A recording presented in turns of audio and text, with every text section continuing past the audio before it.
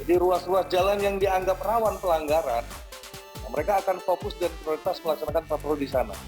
Menghentikan, kemudian menegur agar tidak dilakukan pelanggaran itu, tapi tidak melakukan penilangan secara manual. Tetapi kameranya main, bisa merekam, bisa meng-capture juga.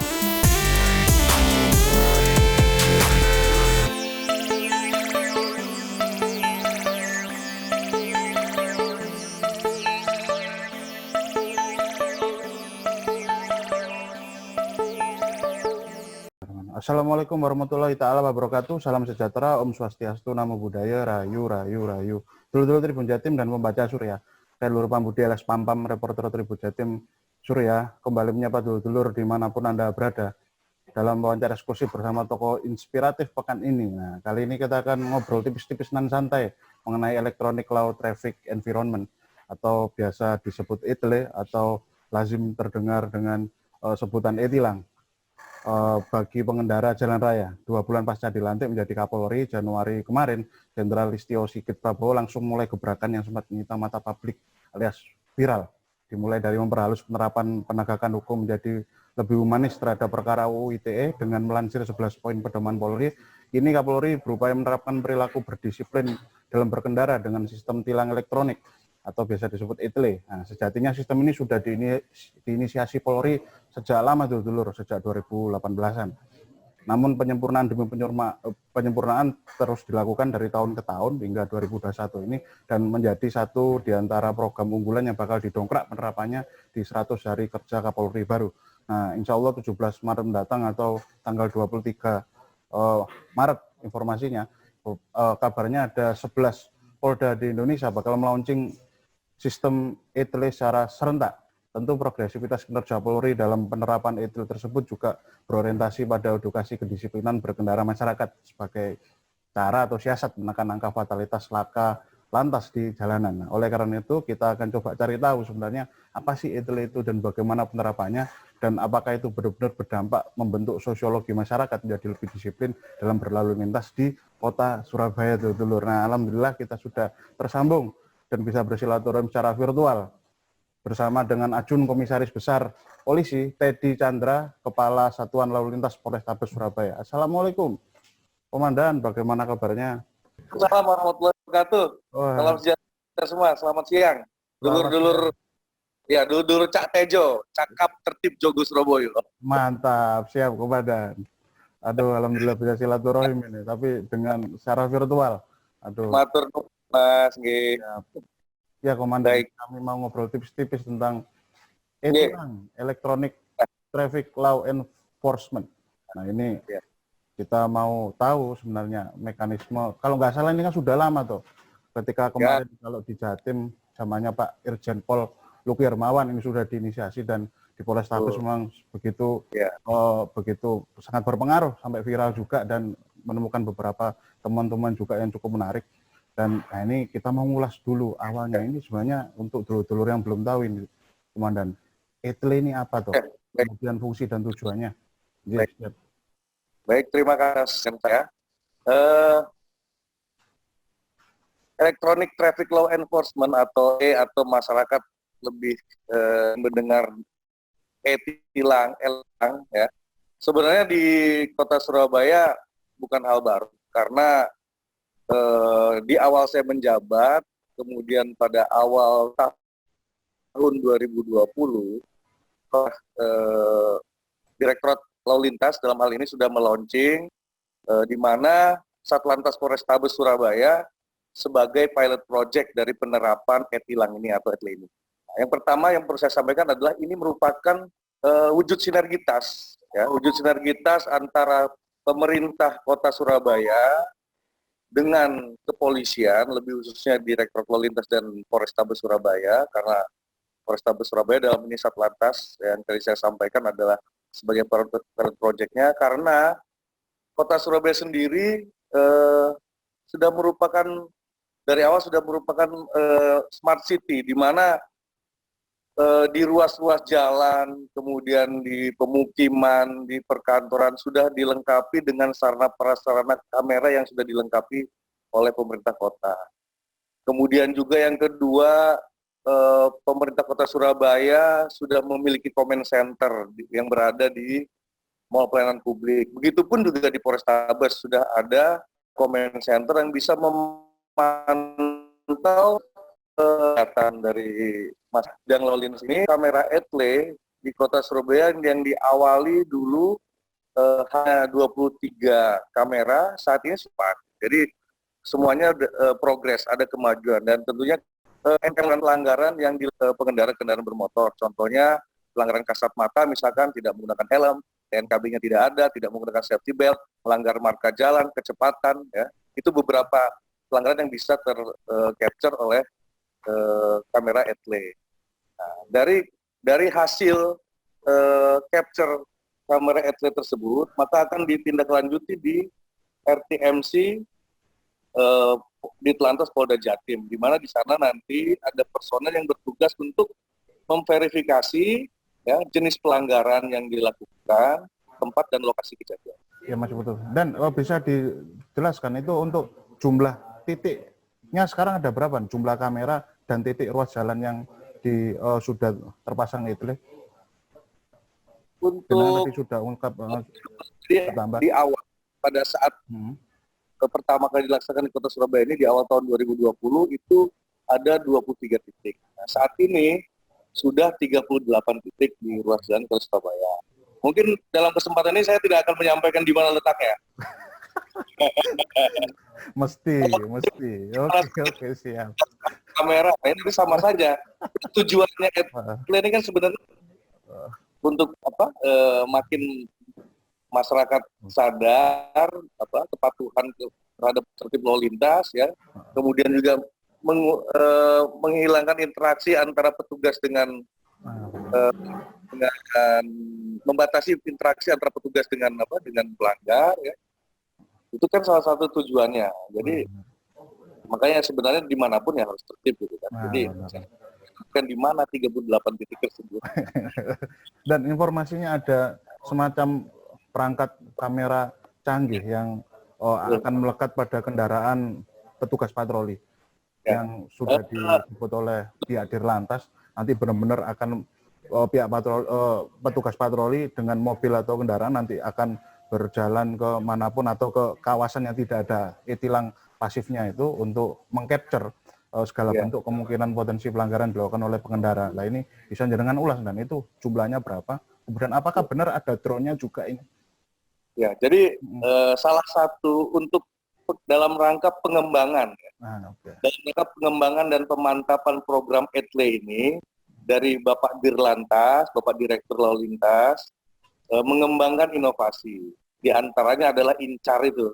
Nah, INCAR itu Integrated Node Capture Traffic Attitude Record. Nah, saat ini ada satu unit yang sudah terpasang di kendaraan operasional Direktorat Lalu Lintas, ya, di mana kendaraan tersebut akan mengcover ruas-ruas jalan yang tidak tercover oleh kamera etle yang bersifat statis.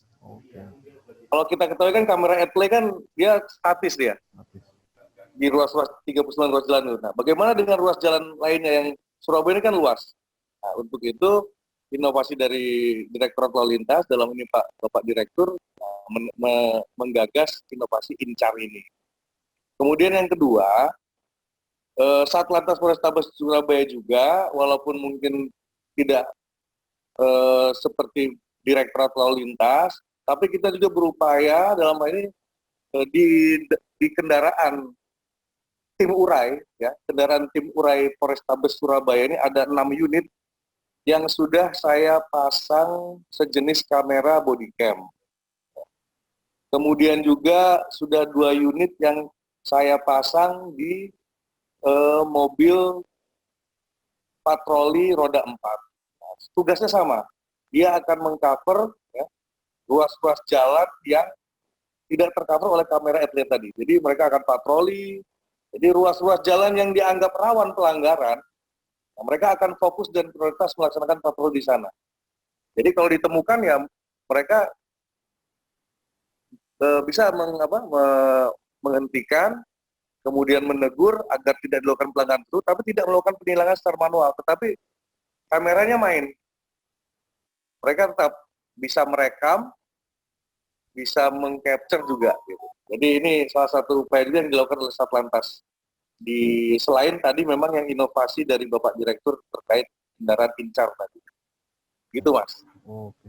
Dan untuk mekanisme ketika ini mungkin banyak masih belum dipahami oleh masyarakat ketika dapat surat cinta, kalau pakai bahasa jenengan di tahun yang 2019 kemarin, itu surat cinta tilang maksudnya itu ke email atau masuk lewat pos itulah, itu nanti itu akan kemana dari surat itu dan untuk membayar atau mengikuti proses itu pertanggungjawaban. Betul. Yang saya sampaikan tadi, setelah kamera etle mengcapture berbagai jenis pelanggaran, kemudian akan masuk ke RTMC di Telantas Polda Jatim, kemudian akan diverifikasi jenis pelanggaran, waktu dan tempatnya, kemudian berdasarkan data di Samsat, karena sudah ada yang kita kenal dengan ERI juga, Electronic Registrasi Identification juga, yang sekarang sudah online di Jawa Timur. Jadi berdasarkan tanda nomor kendaraan bermotor, kita akan mendapatkan identitas kendaraan. Mendapatkan identitas kendaraan, alamatnya siapa pemiliknya, itu nanti akan dikirimkan ke alamat yang sesuai ada data pada kendaraan tersebut. Nah, nanti ada batas waktu pengiriman itu dari kita sudah melaksanakan MOU, Bapak Direktur sudah melakukan MOU dengan kantor pos, ya, karena ini bersifatnya nanti secara umum diterapkan di seluruh jajaran Polda Jatim. MOU sudah dilakukan dengan kantor pos. Nah, khusus wilayah Surabaya itu waktu pengiriman maksimal adalah 5 hari. Maksimal diterima oleh si pelanggar. Kemudian setelah itu masyarakat akan menerima surat konfirmasi tadi atau pemberitahuan tadi, surat cinta tadi, sehingga diberikan waktu 10 hari nih. 10 hari untuk mengklarifikasi. Kalau dia menerima pelanggarannya dan memang betul-betul menyadari bahwa dia memang sudah melanggar, dia sudah tinggal tidak perlu lagi ke Posko Gakum. Sudah by aplikasi melalui website www.etle.co.id itu sudah tertera semua jelas, Mas. Prosedur yang harus diikuti. Melakukan pembayaran denda ke BRI. Sudah mengupload. Jadi sudah selesai langsung by aplikasi. Tetapi ketika dia merasa masih keberatan, ya, itu aku nggak melanggar, saya tidak, waktu itu saya nggak lagi di situ, bisa mengkonfirmasi ataupun mengklarifikasi di posko yang kita siapkan tadi di Posko Gakum yang berada di Mall Pelayanan Publik. Sana akan menerima penjelasan. Kalau kurang jelas pelanggarannya, nanti di sana ada monitor komputer besar. Nanti bisa di zoom. Zoom. Pelanggaran. Nah, ternyata Bapak melanggar itu. Oke, berarti memang mekanisme semacam itu, Don, ya? By system, saya sampaikan semua. Jadi mau polisi, ya, kalau sudah kenanya sudah bayar denda. Nggak ada alasan. Nggak ada alasan. Ya. Berarti memang mekanisme semacam itu, Don, ya. Jadi walaupun memang ini begitu praktis, tapi tetap memberikan semacam kesempatan untuk warga untuk mengklarifikasi dari proses verifikasi yang disediakan itu melalui surat atau email yang sudah diterima. Lah, misalkan Dan ini kalau tidak membayar dendanya, ada semacam nuansa untuk meremehkan mungkin masyarakat. Lah, ini bisa disampaikan bentuk sanksinya apa nih? Kalau tidak membayar denda, nanti masyarakat pelanggar tersebut akan terblokir nanti kendaraannya di Samsat sana. Nanti itu kewenangan dari Direktorat nanti yang mungkin bisa detail menjelaskan. Intinya bila tidak menyelesaikan pelanggarannya tersebut, nanti akan kena sanksinya pemblokiran terhadap kendaraan tersebut ketika akan mengurus administrasi, perpanjangan ataupun lain-lain di Samsat yang telah ditunjuk. Dan izin untuk jumlah kasus pelanggaran yang sudah dicatat nih. Ini kalau boleh tahu di tahun 2019 kemudian ke 2020. Nah, itu berapa dan jumlahnya yang tercatat oleh Etle di Polrestabes Surabaya? Untuk 2019 kan kita mulai 2020 ya. Nah, 2020. Oke. Pada 6 bulan terakhir kan kebijakan dari Bapak Kapolri tidak dilakukan penindakan. Untuk yang sekarang melalui Etle itu rata-rata satu hari kita verifikasi itu 100 sampai dengan 150 per hari. 100 sampai 150 ya? Hari. Ya. Per hari. Mungkin terakhir ini Dan, izin untuk sebenarnya apa ini? Pasca Etle nanti benar-benar diterapkan secara komprehensif dan akan dilengkapi juga kameranya. Nah ini sebenarnya yang ingin disampaikan Polri ini apa Dan untuk dari segi kedisiplinan dan untuk mengurangi fatalitas laka lantas ini? Ya mungkin seperti kita ketahui bersama kecelakaan lalu lintas diawali terjadi karena adanya pelanggaran lalu lintas. Nah untuk itu kami dari kepolisian selalu menghimbau di kota Surabaya ini satu hari rata-rata 6 sampai 7 kejadian laka lantas di kota Surabaya. Itu yang terlapor ya. Yang terlapor 6 sampai 7. Dan saya yakin masih ada yang tidak terlapor. Ini yang kita terima saja laporan itu 6 sampai 7 per hari. Dia tinggal kali dan kali.